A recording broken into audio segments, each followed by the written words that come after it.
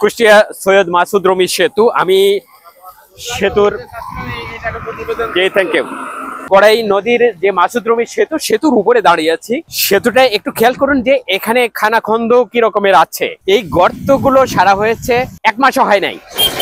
20-25 দিন আগে এই গর্তগুলোতে এখানে ভরাট করে দেওয়া হয়েছিল, এর ভেতরে মাল মশলা দিয়ে এটা কিন্তু ভরাট করে দেওয়া হয়েছিল। সেটা এখন দেখুন এখানে আর কিছুই নাই, কোনো ভিটামিন নাই, কোন রকমের খোয়া নাই, কোনো ধরনের কিচ্ছু নাই, কোনো পাথর কিন্তু দেওয়া নাই। 20-25 দিন আগে যে কাজটি করা হলো তার অবস্থাটাকে এরকম হতে পারে কিনা, মানে যে কন্ট্রাক্টর কাজ করেছে, রোডস এন্ড হাইওয়ের যে বিভাগ এই কাজটা দিয়েছে, তারা কিভাবে কাজটা বুঝে নিল।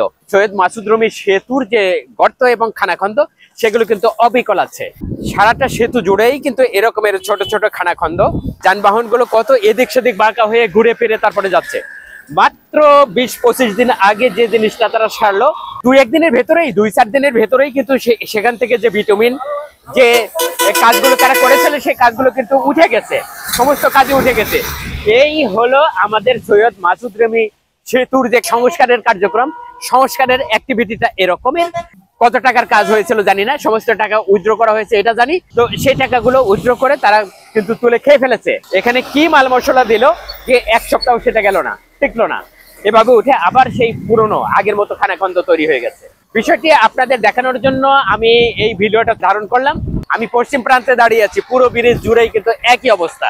এই খানাখন্দ গর্ত এগুলো সারা হয়েছে 20-25 দিন আগে, তারপরে 1 সপ্তাহের ভেতরে এগুলো উঠে আবার আগের অবস্থায় চলে গেছে। ছোট ছোট দুর্ঘটনা কিন্তু এখানে লেগেই থাকে, সব সময় দুর্ঘটনা লেগে থাকে। যানবাহন গুলো যাইতে পারে না, অনেক সময় বাইসাইকেল গুলো হুমড়ি খেয়ে পড়ে যায়, এর ভেতরে পানি জমে থাকে। এই হলো আমাদের সৈয়দ মাসুদ রমি সেতুর আপডেট।